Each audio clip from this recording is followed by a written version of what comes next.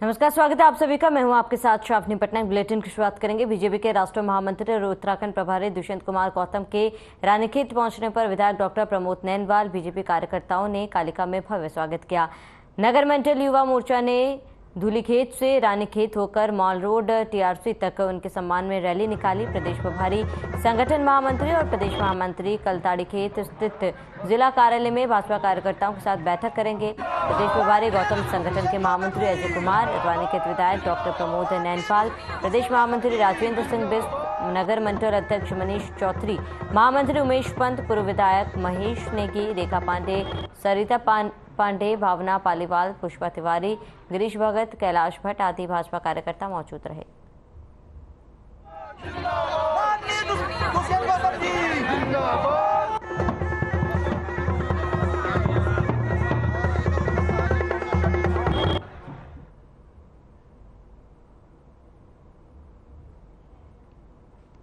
ऋषिकेश मामले में कैबिनेट मंत्री प्रेमचंद अग्रवाल पर एफआईआर दर्ज हो गई है। बता दें कि मंत्री पर ऋषिकेश में एक शख्स की पिटाई के आरोप लगे थे, जिसका वीडियो सोशल मीडिया पर सामने आया था। मामले में पीड़ित ने एफआईआर के लिए पत्र पुलिस में दिया था, जिसमें उसने बताया था कि मारपीट के बाद भी मंत्री का नाम एफआईआर में नहीं था, जिस पर कांग्रेस ने सवाल भी खड़े किए थे। हालांकि अब एक एफआईआर सामने आई है जिसमें मंत्री प्रेमचंद अग्रवाल का नाम है। एफआईआर पर अब बीजेपी के प्रदेश अध्यक्ष का कहना है कि सीएम धामी ने साफ कहा है कि जो भी दोषी होगा वो सामने आएगा। हम किसी के साथ पक्षपात नहीं करेंगे।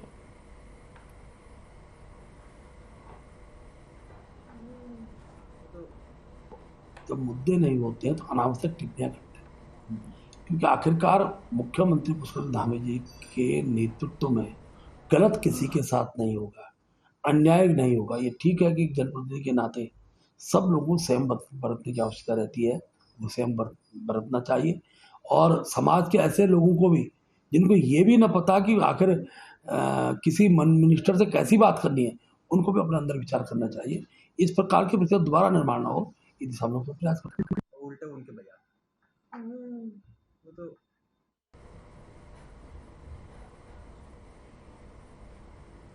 कांग्रेस नेता और पूर्व राज्यसभा सांसद प्रदीप टमटा ने युवाओं को विदेशों में नौकरी दिलाने के धामी सरकार के फैसले को हास्यास्पद बताया। प्रदीप टमटा ने सरकार पर तंज कसते हुए कहा है, क्या प्रदेश में रोजगार के अवसर खत्म हो चुके हैं कि अब धामी सरकार विदेशों में युवाओं को नौकरी देने की नीति बना रही है। टमटा ने कहा कि सरकारी विभागों में हजारों पद रिक्त हैं, सरकारी नौकरियों में लगातार भ्रष्टाचार के आरोप लग रहे हैं।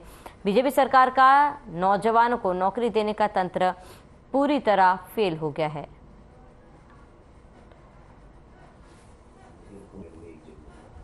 जो सरकार राज्य के अंदर अपने लोगों को रोज़गार देने में सफल नहीं हो पा रही है। राज्य के सरकारी पदों में 20,000 25,000 पद तो इन्हीं के अनुसार खाली थे। वहाँ इनका जो तंत्र है नौजवान को भर्ती है वो पूरी तरह असफल हो गया। वहाँ पर पूरी तरह से भ्रष्टाचार के आरोप लगे।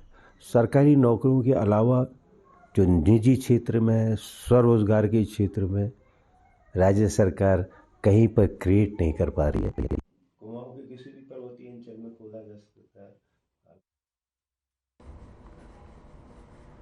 रुड़की में दो पक्षों के बीच विवाद हो गया। विवाद इतना बढ़ गया कि बात मारपीट तक आ गई थी। दरअसल विवाद की शुरुआत मामूली कहासुनी से हुई, जिसके बाद जमकर पथराव भी हुआ। वहीं गाड़ी पर पथराव करते हुए पूरा वीडियो सीसीटीवी कैमरे में कैद हो गया, जिसके बाद मामले की सूचना पुलिस को दी गई है। पुलिस मौके पर पहुंची और हालात पर काबू पाया गया। पूरा मामला गंगनहर कोतवाली क्षेत्र के कमेलपुर गांव का है।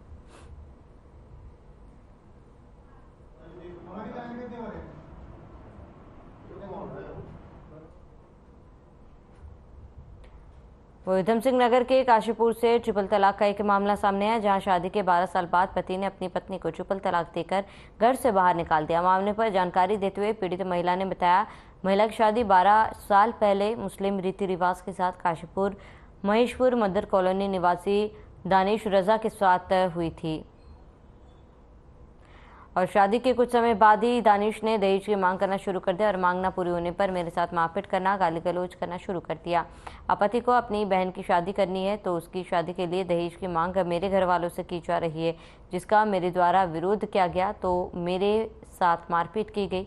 मेरे घर वालों को बुलाकर बेरहमी से पीटा गया, जिसके बाद 3 बार तलाक देकर मुझे धक्के मारकर घर से बाहर निकाल दिया गया। मामले पर उत्तराखंड राज्य महिला आयोग के उपाध्यक्ष सायरा बानो ने पुलिस से उचित कार्रवाई की बात कही और पीड़िता ने पुलिस को लिखित शिकायत कर कार्रवाई की मांग की है।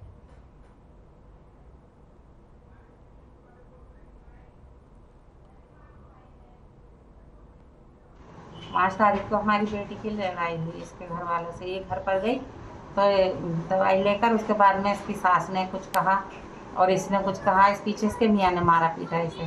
फिर देवर ने, नंद ने, सास ससुर सब इसको पड़ गए। फिर हमें पता चला, हम गए इसके घर पर। इस वजह से आज फिर ये हुई कि लड़ाई झगड़े ऐसा हो रहे हैं। मांग करी जा रही है पैसों की, लड़की के जहेज के लिए, उनके अपनी बेटी के लिए। तो ये फिर हमने समझाया बुझाया इसकी जो उन्होंने फिर लड़के को हमें से भी बदतमीजी करी और वो करा। उसके बाद में लड़का गया उससे के साथ, इसके देवरों ने, उन्होंने सबने मारपीट करी। हमारा मेरी शादी को 12 साल हो गए हैं। 12 साल से लगातार वो लोग मुझे टॉर्चर कर रहे हैं, दहेज की मांग कर रहे हैं। शादी पे भी उन्होंने मांग करी थी पल्सर गाड़ी की, तो वो तो मेरे घर वालों ने दे दी थी। पर अब लगातार मुझ पर प्रेशर बना रहे हैं कि घर वालों से पैसे लाओ, और नंद सास देवर सब मारते हैं मुझे। अब भी 5 तारीख को मुझे कमरे में बंद करके मारा है उन लोगों ने, सबने। 3 तलाक के बहुत से केसेस आ रहे हैं और थाने तक जा रहे हैं। उसमें FIR होनी चाहिए और फिर बाद में अगर वो समझौता नहीं करना चाहती है तो उसके लिए अरेस्टिंग या मुकदमा दर्ज करा देना चाहिए। और अक्सर जो है पुलिस प्रशासन ये कहती है कि FIR करने के लिए अगर उनसे कहो तो ये कहती है कि 7 साल से कम की जो सज़ा का प्रावधान है तो उसमें जो अरेस्टिंग नहीं हो सकती।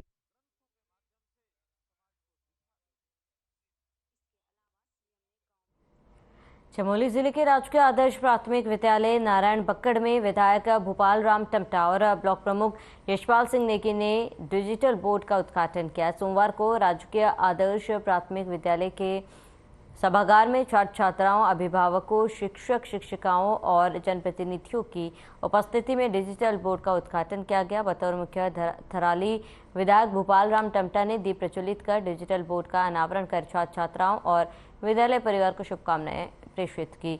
इस मौके पर विद्यालय में छात्र संख्या को देखते हुए विधायक से 2 अतिरिक्त कक्षों को निर्मित किए जाने का आग्रह किया गया। इस संदर्भ में विधायक ने सकारात्मक आश्वासन दिया। साथ ही 2013 की आपदा के बाद से विद्यालय के 3 कक्षाओं में अस्थायी रूप से संचालित हो रहा उप कोषागार को विद्यालय में लिए पठन पाठन के लिए मुक्त करने का भी विधायक और ब्लॉक प्रमुख से मांग की गई।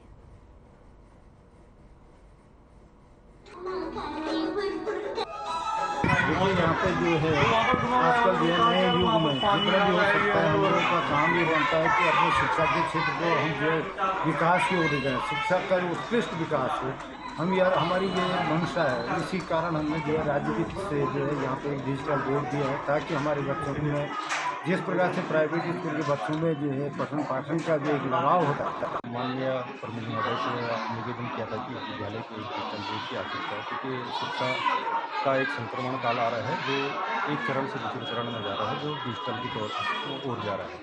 तो आज माननीय प्रमुख जी के प्रयास से हमारे विद्यालय में विधायक महोदय जी आए और उनके द्वारा हमको काफ़ी प्रोत्साहित किया गया और जो हमारा डिजिटल जो क्लासरूम है उसका उद्घाटन उनके द्वारा किया गया। यहाँ पर बहुत बहुत बधाई देना चाहता हूँ कि उनके अपने व्यक्तिगत प्रयासों से उन्होंने यहाँ पर एक डिजिटल बोर्ड जो हमारा केंद्र का विद्यालय है आदर्श विद्यालय नारायणबगड़ को दिया है। मैं उसके लिए बहुत उनका आभार व्यक्त करना चाहता हूँ और निश्चित रूप से शिक्षा सबसे पहले। देहरादून में प्रशासन ने जमीन और भवनों की खरीद फरोख्त में 18.67 करोड़ की स्टैंप शुल्क की चोरी पकड़ी है। शुल्क चोरी करने पर 7 लोगों को जुर्माना और ब्याज के साथ रकम जमा करानी होगी।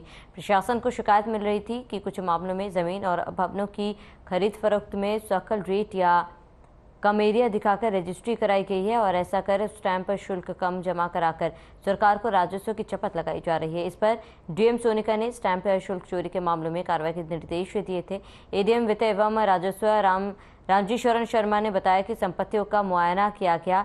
जांच में 18,67,226 के स्टैंप ड्यूटी में कमी पाई गई। संबंधित संपत्ति मालिकों पर 8,45,509 रुपये का अर्थदंड लगाया गया। साथ ही 6,24,130 रुपये ब्याज सहित कुल धनराशि 33,46,865 जमा कराने के लिए नोटिस जारी किए गए थे। अगर यह धनराशि जमा नहीं कराई जाती है तो संबंधित डिफॉल्टर से 10% और धनराशि ली जाएगी।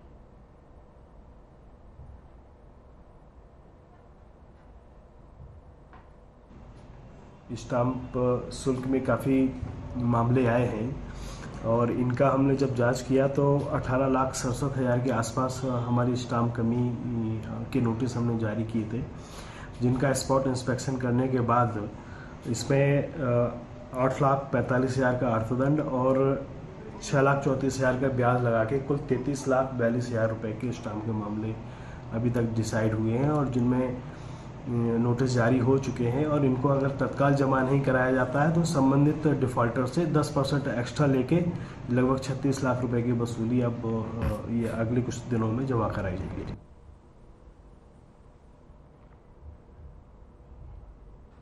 हरिद्वार में जिला प्रशासन द्वारा अवैध अतिक्रमण हटाने के अभियान में तोड़ी जा रही मजारों और मंदिरों के मामले में जिले के कांग्रेस विधायकों ने रोशनाबाद के डीएम कैंप कार्यालय पहुंचकर विरोध जताया। कांग्रेस विधायकों के अनुसार जिला प्रशासन अवैध अतिक्रमण हटाने के अभियान में कई ऐसे मंदिरों और मजारों को निशाना बना रहे हैं जो कि सैकड़ों सालों से लोगों की आस्था का केंद्र है। इस दौरान डीएम विनय शंकर पांडे से बात करने के बाद बाहर निकले कांग्रेसी विधायकों ने डीएम कैंप कार्यालय पर जमकर हंगामा काटा और जिला प्रशासन पर वादाखिलाफी का आरोप लगाया। कांग्रेस के विधायकों को कहना है कि डीएम ने उन्हें पहले समय दिया था, वे मजार नहीं तोड़ेंगे, लेकिन अपने ही वादे से मुकरते हुए डीएम हरिद्वार ने जहां के आर्य नगर में स्थित प्राचीन मजार तोड़ डाली और इसके लिए कोई सुनवाई भी नहीं की गई।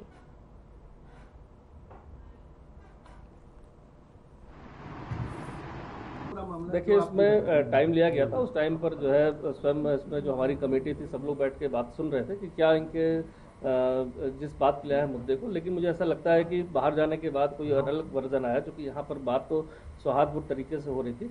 बाहर जाने के बाद क्या रिएक्शन आया, क्यों आए, इस संबंध में जानकारी कर रहा हूँ मैं। लेकिन जो भी ये अतिक्रमण, जो अवैध अतिक्रमण तोड़ा जा रहा है, इसमें पूरी कमेटी बनी, जैसे पुलिस के अधिकारी, एलआईयू के भी लोग हैं, साथ ही साथ प्रशासनिक अधिकारी हैं। और देखिए, ये हमारे सम्मानित जनप्रतिनिधि हैं और सम्मानित जनप्रतिनिधियों से इन्होंने समय लिया था, सभी को समय दिया गया था। हालांकि इनके साथ और भी काफ़ी लोग आ गए थे, लेकिन उसके बावजूद भी सभी से बैठ के बातें सुनी गई। मेन इशू वही उनका कहना था, लेकिन ऐसी जो उनके द्वारा कहा जा रहा है, ऐसा कोई आश्वासन भी को नहीं दिया गया था। और प्रशासन जो भी काम करता है वो देश काल परिस्थितियों को ध्यान में रख के करता है।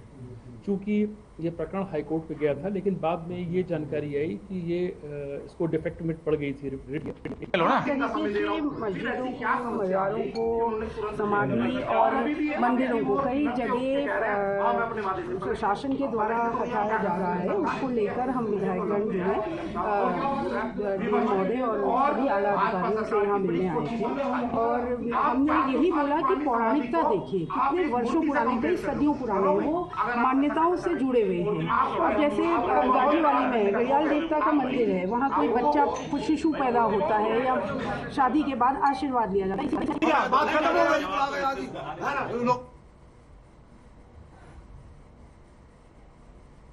हल्द्वानी पहुंचे कैबिनेट मंत्री सतपाल महाराज ने लोक निर्माण विभाग, सिंचाई विभाग, पंचायती राज विभाग और पर्यटन विभाग के अधिकारियों के साथ बैठक की और साथ ही नैनीताल जिले के विकास कार्यों को लेकर विभागीय समीक्षा की थी। इस दौरान सड़कों की गुणवत्ता की शिकायत को लेकर सतपाल महाराज ने कहा है कि जल्द सरकार एक ऐप बनाने जा रही है, जिसके माध्यम से सड़क में कहीं भी गड्ढा हुआ तो जनता उस गड्ढे की फोटो ऐप के माध्यम से भेजेगी, जो कि सीधे विभाग के पास पहुंचेगा, जिससे विभाग तत्काल ठीक करके उसी ऐप में ठीक की हुई सड़क की फोटो अपलोड करेगा। इसके अलावा उन्होंने अधिकारियों को सख्त निर्देश देते हुए कहा है कि विकास कार्य में गुणवत्ता की शिकायत अगर मिली तो तत्काल अधिकारियों के खिलाफ कार्रवाई की जाएगी। उन्होंने कहा कि पंचायतों में ब्लॉक प्रमुख और जिला पंचायत अध्यक्ष के चुनाव सीधे किए जा सके, उसके लिए भी केंद्र सरकार ने अनुरोध किया। जैसे निकायों में मेयर के चुनाव होते हैं, उसी प्रकार ब्लॉक प्रमुख और जिला पंचायत अध्यक्ष भी चुना जा सके।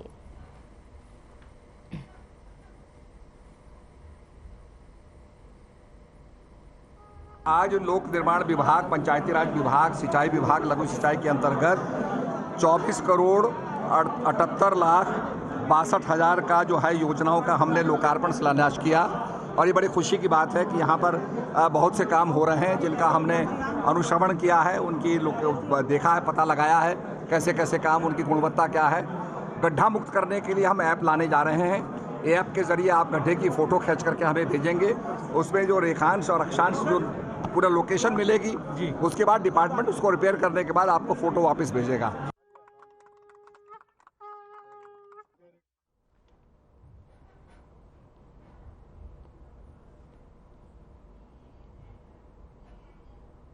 खबर हल्द्वानी से, जहां कांग्रेस अब धीरे धीरे एकजुटता की ओर बढ़ने लगी है। इसका आगाज उसने एक मंच एक साथ संवाद कार्यक्रम से कर दिया है। कांग्रेस के इस मंच में एक साथ सभी प्रभारी पदाधिकारी, कार्यकर्ता और नए पुराने कार्यकर्ता शामिल हुए, जो कांग्रेस को मजबूती देने के लिए एक नई प्रणाली को इजाद कर रही है। और इसके अलावा संवाद के जरिए आम जनता के हितों के लिए हर ब्लॉक, तहसील के अंतिम व्यक्ति की समस्या तक पहुंचने की बात कर रहे हैं। हल्द्वानी में आयोजित कार्यक्रम में तमाम कांग्रेसी मौजूद और किस तरह से पार्टी का विस्तार किया जाए, उसे कैसे लोगों की समस्याएं, मुद्दों को उठाते हुए बीजेपी को करारा जवाब दिया जाए, इस पर संबद्ध किया।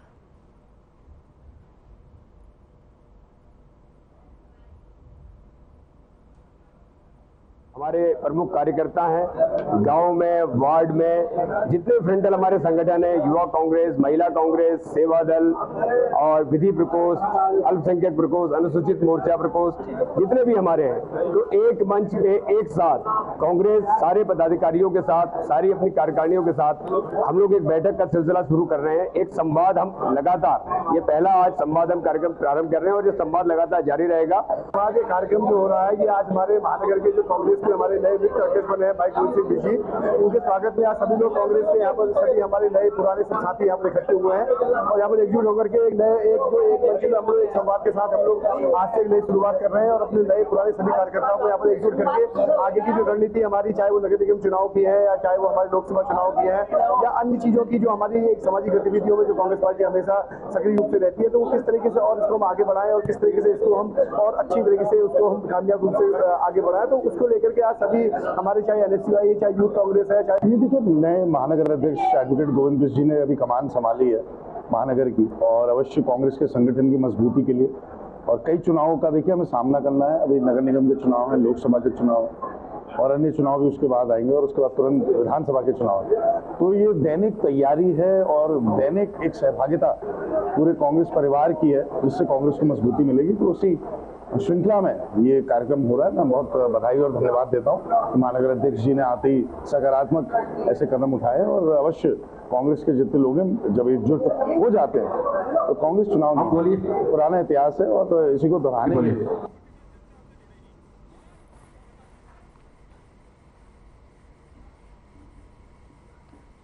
हरिद्वार में धार्मिक अतिक्रमण के खिलाफ चल रहे प्रशासन के अभियान से राजनीतिक घमासान मचा हुआ है। मामले में डीएम से मिलने पहुंचे कांग्रेस के विधायकों ने जमकर हंगामा काटा। कांग्रेस के 5 विधायकों के दल ने जिलाधिकारी पर वादाखिलाफी और मनमानी करने का आरोप लगाया। कांग्रेस विधायक रवि बहादुर और फुरकान अहमद का कहना है कि प्रशासन सुप्रीम कोर्ट के आदेश का हवाला देकर मनमानी कार्रवाई कर रहा है। प्रशासन की मनमानी को बर्दाश्त नहीं किया जाएगा। कांग्रेस पार्टी के शीर्ष नेताओं के साथ रणनीति बनाकर इसके खिलाफ आंदोलन किया जाएगा। वहीं जिलाधिकारी ने आरोपों को निराधार बताते हुए कहा कि अतिक्रमण के खिलाफ कार्रवाई नियमों के अनुसार की जा रही है। विधायकों के साथ बैठकर चर्चा हुई है, लेकिन मीटिंग से बाहर जाकर उन्होंने क्या आरोप लगाए उसके बारे में वे कुछ नहीं कह सकते। जिलाधिकारी से मुलाकात करने वाले विधायकों में विधायक ममता राकेश, अनुपमा रावत और वीरेंद्र जाति भी मौजूद रहे।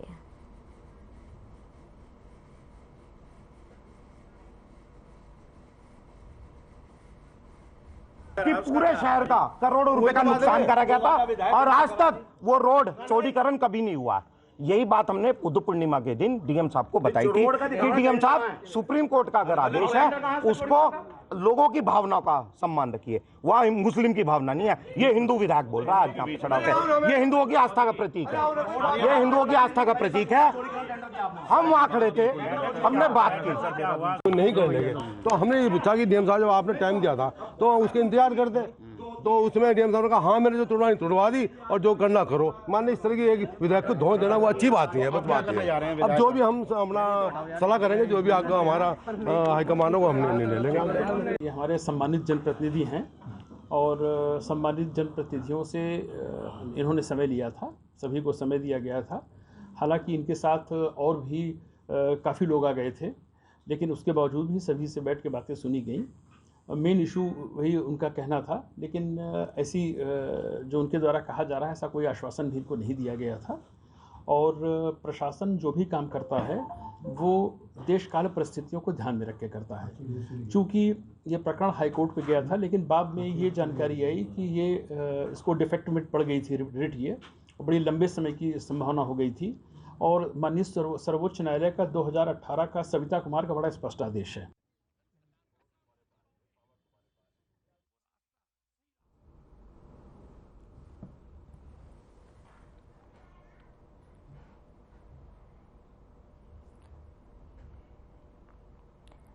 वहीं बीजेपी के प्रदेश अध्यक्ष महेंद्र प्रसाद भट्ट ने कहा है कि केंद्र और राज्य सरकार की ओर से किए गए विकास कार्यों से कांग्रेस परेशान है और उन्हें गुटबाजी पर बयानबाजी करने से पहले अपने गिरेबान में झांकना चाहिए। भाजपा के प्रदेश अध्यक्ष ने कांग्रेस प्रदेश उपाध्यक्ष मथुरा दत्त जोशी पर पलटवार करते हुए कहा है कि कांग्रेस की तुष्टीकरण की प्रवृत्ति के चलते इसे बजरंग दल से बजरंगबली समेत तमाम सनातनी विषयों से दिक्कत है।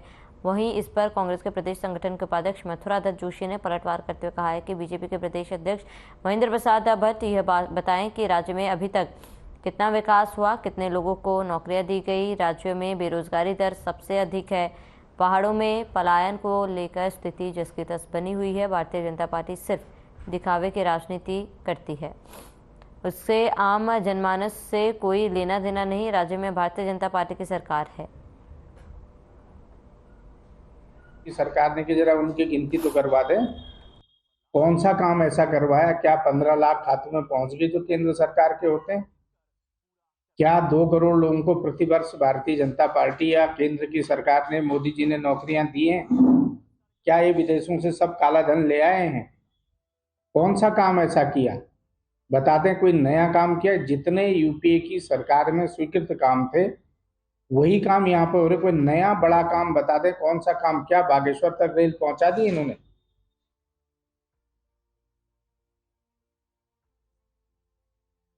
कांग्रेस ने कर्नाटक में चिंतापुर विधानसभा क्षेत्र के बीजेपी के विधानसभा प्रत्याशी मणिकांत राठौर के खिलाफ मुकदमा दर्ज कराया है। आरोप है कि राठौर ने अखिल भारतीय कांग्रेस कमेटी के अध्यक्ष मल्लिकार्जुन खड़गे, उनकी पत्नी और पूरे परिवार को जान से मारने की धमकी दी गई। प्रदेश कांग्रेस अध्यक्ष करण माहरा ने इस मामले में मुकदमा दर्ज कराए जाने के साथ ही कड़े शब्दों में इसकी निंदा की। कांग्रेस प्रदेश संगठन उपाध्यक्ष मथुरा दत्त जोशी ने बताया कि मणिकांत राठौर के विरुद्ध कोतवाली में प्राथमिकी दर्ज कराई है। मणिकांत राठौर की ओर से धमकी दिए जाने का ऑडियो भी प्रमाण के तौर पर पुलिस को उपलब्ध कराया गया। वहीं मथुरा दत्त जोशी का कहना है कर्नाटक विधानसभा चुनाव में बीजेपी को अपनी हार सुनिश्चित नजर आ रही है। आगे उन्होंने कहा कि उनके विधानसभा प्रत्याशी गुंडों जैसा व्यवहार करने लगे, लेकिन इसका जवाब जनता उन्हें विधानसभा चुनाव में जरूर देगी।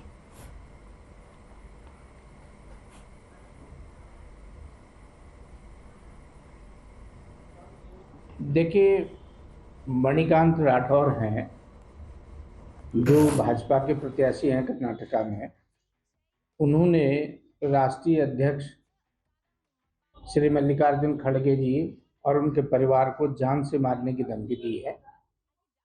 उसी अपराध के सिलसिले में हमने देहरादून की कोतवाली में माननीय अध्यक्ष जी ने उनके खिलाफ एफआईआर दर्ज कराई है कि उन्होंने एक दलित का अपमान किया है।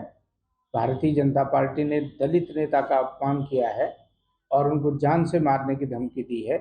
हमारी मांग है कि उनके खिलाफ मुकदमा दर्ज होना चाहिए और उनकी अरेस्टिंग होनी चाहिए।